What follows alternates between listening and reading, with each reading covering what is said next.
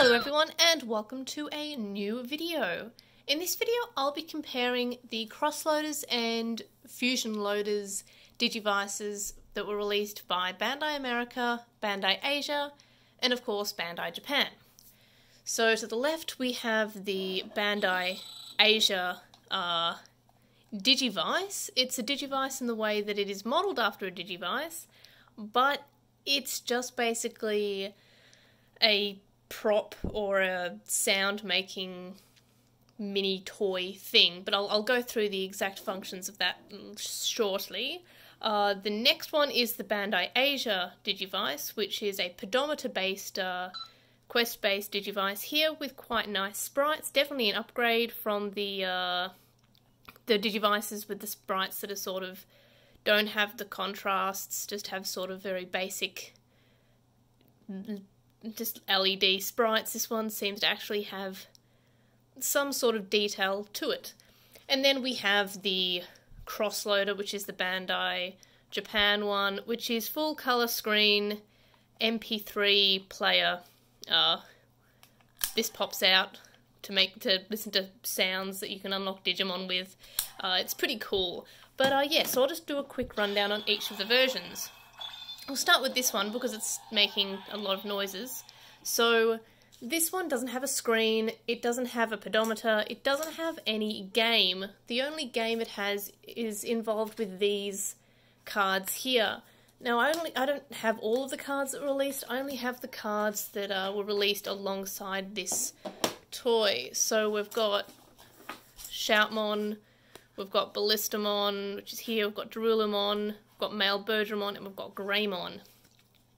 So the game involved, or it's not really a game, it's even less of a game than the Atmon Digivice, the Apply Drive, where you basically just have to use these cards and you can digicross. Unfortunately, it's not just random things like in Atmon where you could fuse any Atmon together. In this, you can only seem to fuse compatible ones. So, for example, the list is here of what you can fuse it with, and you can also see that like some of them have more than others. But yeah, so I couldn't get Shoutmon and Ballistamon to fuse together because maybe I need Starmons to be there too. But I could get Greymon and Male Birdramon to fuse. So the way you do this is that first you, oh, it's still making a noise.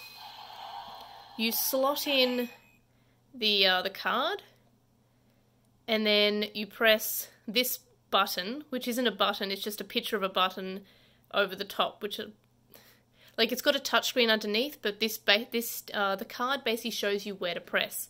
So then you press that button.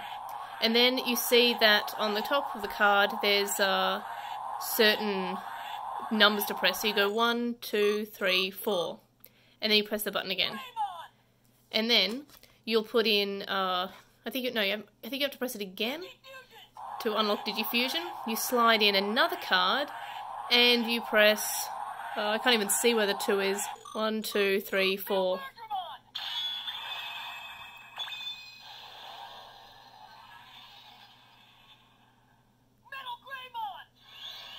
And then you basically fuse the resulting Digimon and you get, for example, Metal Greymon. And that's it. That's all it does. It makes sounds. You can digifuse them. If you've got more than one card, you can slide them out, and this is the touchpad. So if you knew what the positions of those numbers are, you could just press it. So it's not smart in the way that the Atmon chip could basically just knew what it was, judging by the QR code on it. These ones you actually have to input. So, as I said, the position of the numbers basically tell you, or tell the device, what Digimon you're putting in. So you could probably just find a picture of this card online and guess what position things were in. So, that's the functionality of it. And that's it. And then you turn it off with this switch here. And yeah, that is it. It is fairly disappointing compared to other Digivices. And this is probably the worst one, considering the season before this was the Data Link, which I feel was quite a good Digivice. It was half VPET, half quest-based. And then there's just this one, which is, yeah, it's a sound prop. So the Bandai America one's fairly disappointing. Next we have the Bandai Asia Fusion Loader. Now this was released in red and blue. I don't think it was released in any other colours. Well, this one was only released in red. So I have it in blue. So this one, it's smaller than the other ones, but it's a bit taller than the Bandai America one, which is really flat. It actually, if you compare to what it's supposed to look like, it doesn't really look much like the source material anyway. So this one's fairly good. I like it. It's a pedometer quest-based device. The sounds are quite good. I put the sounds on for the purpose of this video. All the buttons that are on the crossloader aren't in use, like these two, but you don't really need it to be. The main complaint is that this clip is a little bit too tight to fit on any pants, and having this in the pocket isn't as good as the other Digivices where you can just clip them on the pants. This one just sort of sits in the pocket and doesn't sit very well. So we'll just do the last map here because I've got 31 steps to go. So I've been wearing this, or not wearing it, but I've been having it in my pocket to do the each area, and this is the first area. So it makes that sound when you encounter a Digimon. And it appears that the boss is Mad Leomon. So basically the first boss in the anime. So Mad Leomon sends out 3 Digimon, and some cards are drawn from a deck. Now this deck is my deck of Digimon that I can summon. So I get a hand. Now I have to roll dice to determine how extra points I get, and you use these points to cast and summon these Digimon. So now I have 41. You then choose 3 of your own Digimon to bring out from the cards that were just drawn. So I'm going to bring out Bancho Leomon. And I mentioned in my first video when I was starting this up that when you start you get to choose Shoutmon or Greymon, and the resulting deck will depend on your choice there. So I get all of Blue Flare's Digimon. So I've got 2 Bancho Leomon and Cyberdramon. And I see the opponent's Digimon there. And then they battle. And this, first of all, the sound's really loud on this device. And all the sound effects are the same, basically, as previous Digivices, except that they seem to be a little bit higher quality. The weird thing is that it's so loud, but there's no volume setting. There's only an on and an off. So you'll see that after each, the Digimon will fight each other, and whether or not they get defeated or not, they will become cards again.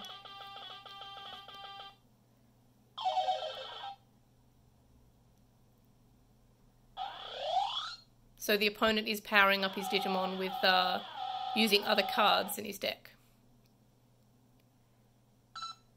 And he defeated my Cyberdramon with his Chimeramon.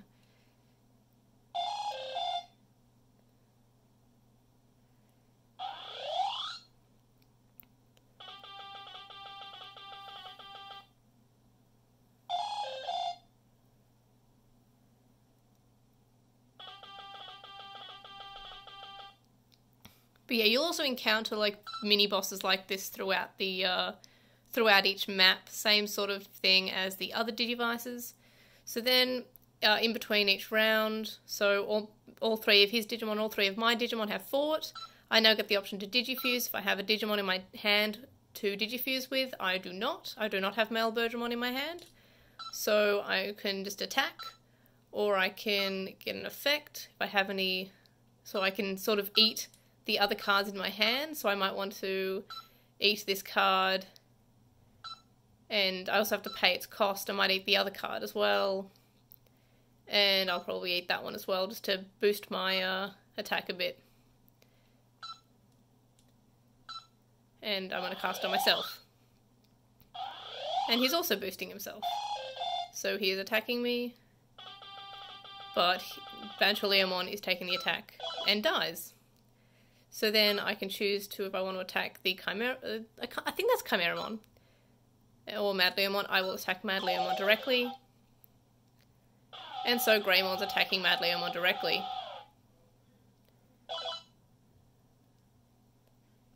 And now I draw my hand again. And so does the opponent. So I have to do the dice again. And I've got Airdramon, which is the best reason why you should take the blue deck. And what else do I have in my hand? No male Birdramon, so I will not be Digifusing this turn either. I'll put out Airdramon. Who else do I have here? Probably put Chimeramon out. And Kendogarurumon.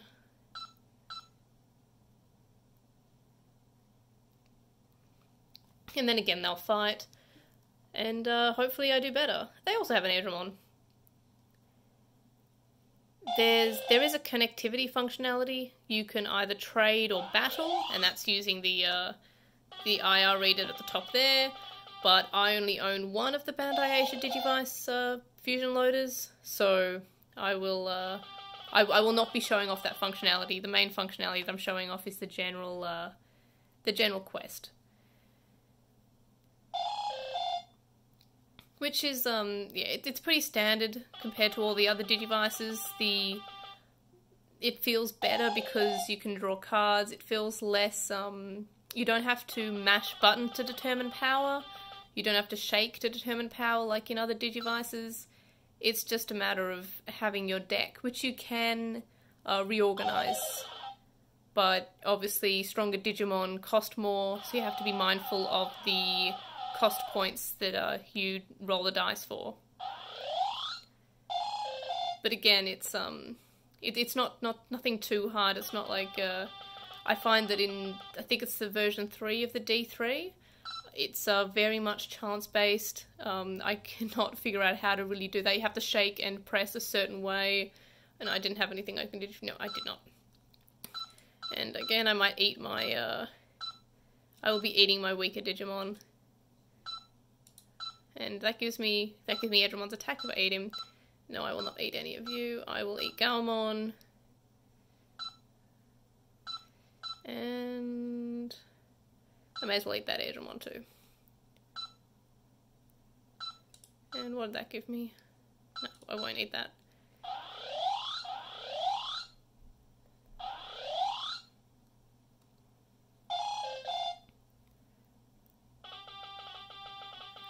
The only thing is the battles do go for a little bit longer than the battles on the other Digivices, because of the fact that you have to not only defeat the general, but you also have to defeat the Digimon in the team as well. And now it's turn 3. I'm drawing the cards again. And I can't even remember if I had any vacancies in my group.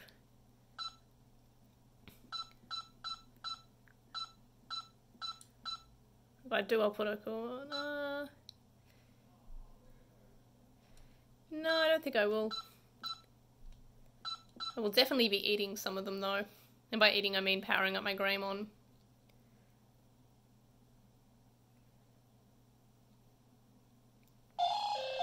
But yeah, it is just really nice to see the sprites. They are the same sort of sprites as we've seen on the other Bandai Asia Digivices, except, as I said before, they're coloured in. They've got some sort of contrast and details to them. It's not just standard sprites. It's grayscale, not just black and white. And that is just a lot nicer to see than the sprites. And I don't remember any other Digivices or virtual pets that have this grayscale type of colouring, which I really appreciate it. And again, while we're back on the size, it's also a weird size to carry around compared to the other Digivices, but I'm not. It's still probably actually one of the best Digivices I've had to play with. mainly because this battle style is really nice, and it feels a lot less luck-based. It doesn't require me to shake or to roll any certain special numbers. Okay, let's eat some Digimon, shall we?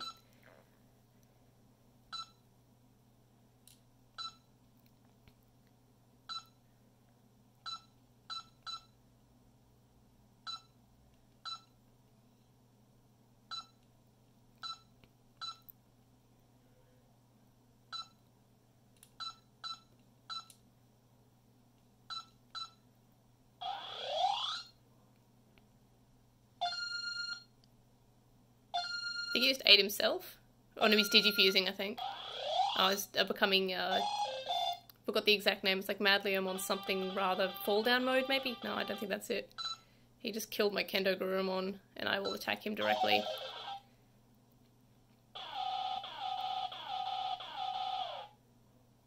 So I like the fact that your opponents can digifuse. It's not just you. In the other Digivices, unless it was a special boss who might have like separate phases, these bosses don't really do much. Oh good, I've got Malbergemon this time. Let's see who else I have. Might put him out. I think I've got yes, I do have 2 vacancies. And yeah, I'll put Wolfmon out. Lobomon, I think is his double name, and that is it. So yeah, I'll be able to digifuse this turn. But yeah, the only thing that is luck-based is obviously the cards that you get each turn, which, yeah, I'm a fan of that. I like the, it makes me feel like more of a card game. I mean, it makes no sense in the context of the show. They always had all their Digimon able to be commanded, and that was, yeah, but I kind of like it. It adds some sort of strategy to it. It's not just firing attacks. Oh, poor Edgemon. The Edgemon has lasted pretty well, all things considered.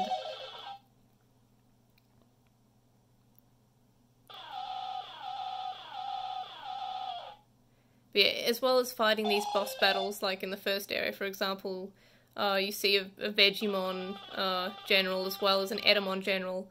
You'll also just have to fight groups of 3 Digimon, and they're usually fairly weak, and there's no general behind them. And those are obviously a lot quicker. You might be able to only spend 1 turn on them, and then the general, when you actually have to defeat the general as well as defeat the 3 Digimon in his team, takes a bit longer because obviously you have to attack the general. But it is a great way of actually using the features in the Cross Wars anime, which is the whole general idea is really nice. I really like that in Cross Wars. It's something that I really like about Cross Wars is the fact that it really was a bit different. Instead of having one partner, you actually had a whole team, and yeah, it was really nice. And the Bandai America Fusion Loader is a bit of a letdown compared to this one, and then when I'll talk about it later. Hopefully the battery hasn't died on it yet, the Japanese one. So yes. This would probably be the last turn. I don't know why I glowed just then. Let's see, who should I bring out? I don't have anyone really strong. I think I have vacancies. I have 2 vacancies. This is definitely the longest battle I've ever had on it, but that makes sense because it is the boss battle for the main boss for the first area.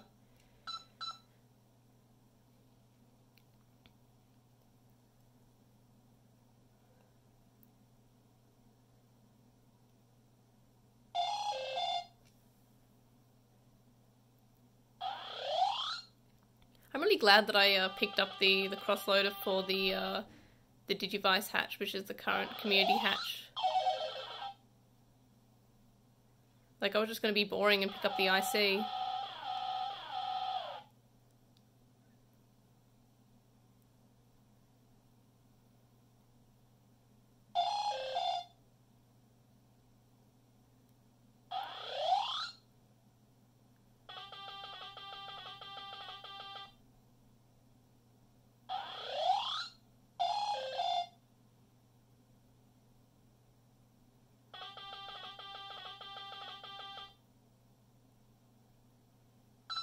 That's surprising.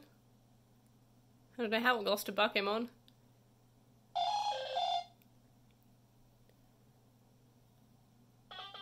Also, the attacks being more than just fireballs is kind of nice too, except for when they're literal fireballs. But they seem a little bit more interesting than just the standard attack sprites.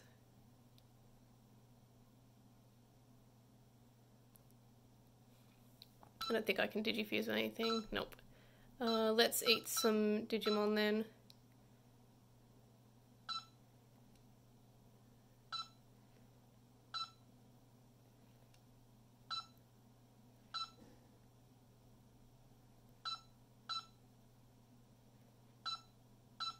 Oops, I accidentally ate something in my field. Whoops, did not mean to do that. Oh well. Hopefully I draw something good.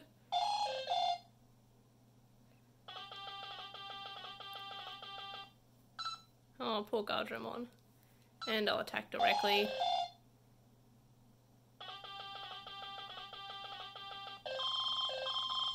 Hey, cool, I killed him. That's why he's dissolving into dust. And Greymon's happy. And then I get to move on to the next area. And I really do appreciate that it doesn't make a high-pitched noise when you unlock a new area, because the old Digivices would just beep really high-pitched whenever you cleared an area. So yeah, that's the first map done, and now I have 5,000 steps for the second map.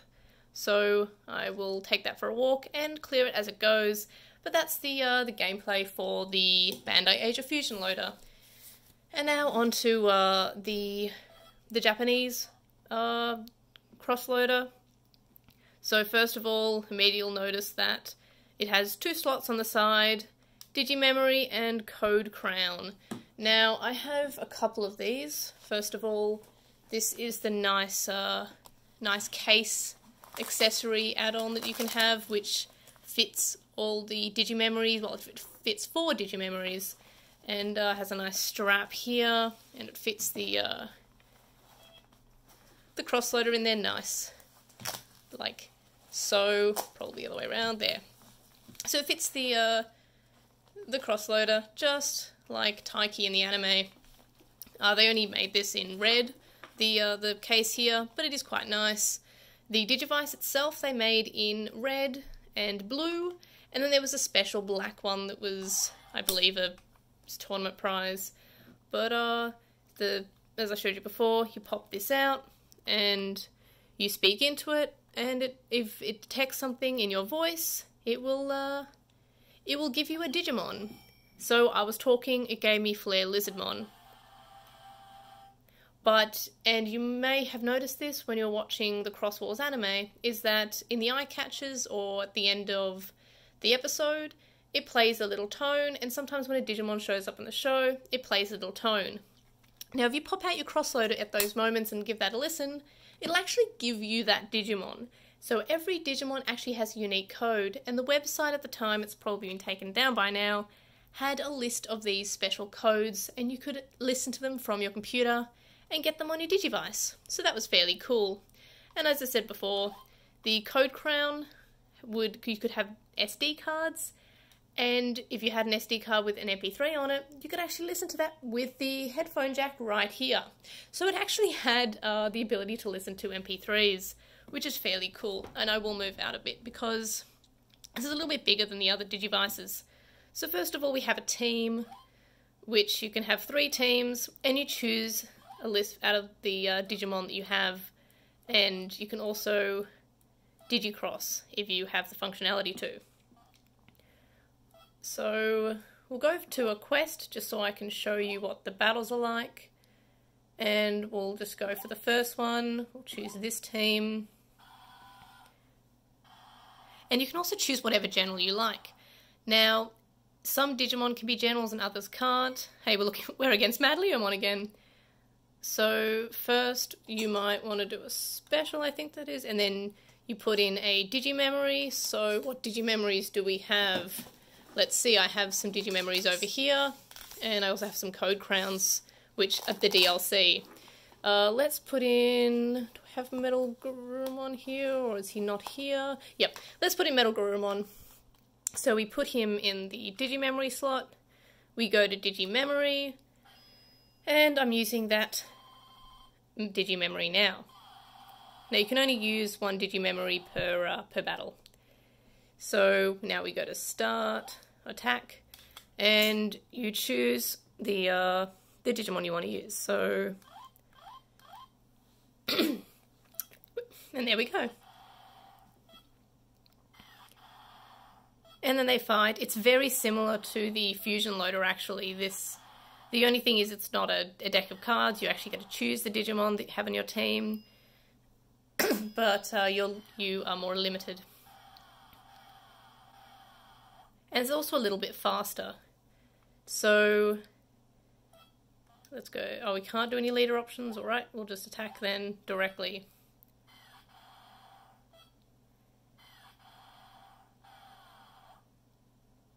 Alright, I'll do... Now I'm going to see if I can... Oh, I think I just killed the Digimon that does a Digicross. Oh, no I didn't. Let's do a Digicross. Oh, I need DMP. That's right. It's been a while since I played this. So you build up this little gauge here, which you determine on... you use that to use Digicross. So I will not use that one or this one. So you use a nice little scroll wheel to select the Digimon in your team. So let's go for Leviamon. And obviously you may have noticed that these are buttons. This is a scroll wheel. This is a button.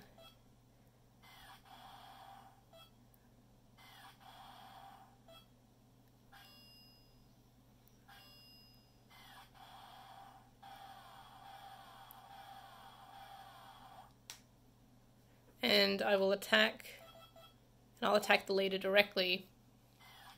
So yeah, you'll notice that this is very much similar to the Fusion Loader, except color screen, and obviously there's more buttons, and I still can't Digicross.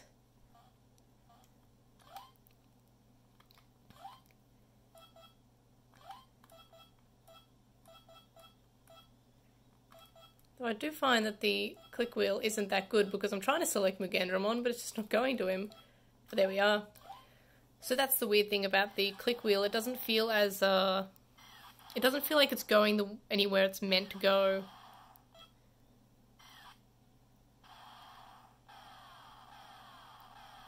And I won. See, fairly simple. And a lot quicker than the Fusion Loader. And then you can go on and complete other areas and other maps. And if you get bored with all of those maps, well, Bandai really likes money. So you may have noticed that these Digimemories, there's some that are bundled with the Crossloader, but mostly these are actually bundled with other figures. So you have to buy the Cross Wars figures, and they come bundled with these little Digimemories. In addition, there's also the Code Crowns, which are just special SD cards. Last time I checked, the code on these hasn't been cracked in a way that you can just pirate them and put them on like normal SD cards. You have to actually have these specially made, specially formatted ones, and these are basically your DLC. So if you want extra maps, you just slot these into the Code Crown area here, and you can play with those maps. They did actually release a exclusively online one, as in you download it from on the internet, and then you format a card, and then you put that on it. But you also will need to completely wipe your Code Crown. So these are they were probably about $20 each, and now they're going for about $100 each on the internet. So not really looking to do that. And I think they released these two and then the online one. And when I say online, I don't mean the quest is online. I'm saying that you download it from the internet. But yes, that's the functionality. It is really nice to have a color screen Digivice. It's really nice to have the MP3 functionality. It's really nice to have it interact with the show, with the microphone. It feels like I would imagine the crossloader in the show, feeling just a little bit fatter, I guess. While the Bandai America and Bandai Asia versions take AAA batteries. They both take 3 AAA batteries each. This one takes 2 AA batteries. And, yeah, so it uses different batteries, and that's about the only difference. However, I think that the best version of this is definitely actually the Bandai Asia version, on the basis that you buy this, you have it. You don't need to buy any extras. You don't have these digimemories for special attacks. You don't have the code crowns to access different, like, more areas. This is a complete product. You don't need to buy anything else like you do with this. It doesn't have a nice color screen, but the gameplay is more or less the same. You get the same general idea of you are in charge of an army. And yeah, so actually the Bandai Asia version is a lot better. Obviously this one doesn't have a clip on it. But yeah, I mean, I like the color screen. And I don't think we've had any other Digivices since at a color screen. But yeah, I'm just really impressed with the Bandai Asia version that I've been running. I didn't think I'd expect much. You can't pop out the microphone. It's kind of bulky. And the screen's a little bit small. But it is just what you'd expect. It is really nice. And obviously the Bandai America one is just a disappointment in comparison to the other 2 Digivices. And it is fun having the Digimemories from the show, and it is fun having the code crowns from the show, but it feels kind of, I don't know, money hungry, the fact that you need to buy those extra in order to play with them. It's not a complete product, but it is very much show accurate. I like that it, in fact, has this little case to slip in, and also it's got my favourite battery door, which is the no screwdriver one, which you just need a blunt object to push that in, and the cover comes off. So like this, which I do not see enough in Digimon products. It's common for Tamagotchi products to have that push button there. And Digimon Minis have it. I think the Digimon IC has it, but it's not really used as much as it should be, considering how easy it is just to slip on and off. So blunt object, push down, slide off. To slide back on, you just slide it back on. It is easy. And also, again, the functionality for connecting, and it's a little bit harder to see than on the Bandai Asia Fusion Loader, but it's also IR, so it's very sort of similar in connecting. Obviously they can't connect because this one's wider, but it's similar. But again, just it was really nice to have an MP3. It really was nice to have a coloured screen, but I don't know. I like the Bandai Asia version, basically, is what to get from this, and the Bandai America one is a weird disappointment. And yeah, and that's about it. So that's sort of a rundown of the difference between the 3 different cross-loader, fusion loader Digivices that were available. If you wanted to buy one, I would recommend the Bandai Asia one.